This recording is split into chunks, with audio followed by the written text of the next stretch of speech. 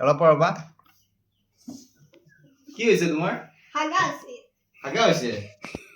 এইবাৰ হাগিলা 10 বাৰ ও মাই গড 10 বাৰ হাগিলা তুমি এফালে আসুন হাগিছা হাইও থাকা দেখোন তুমি হাগিলে হাই থাকে নেকি সিরিয়াস স্যার এটা সেলসেলিয়া কেইবাৰ হাগিলা 10 বাৰ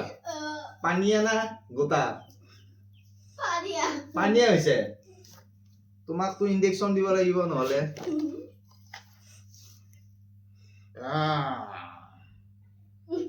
ইনজেকশনত দুখ পোৱা নেকি তুমি নাপা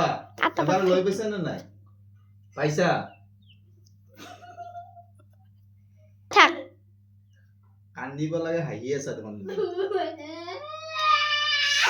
হৈ গ'ল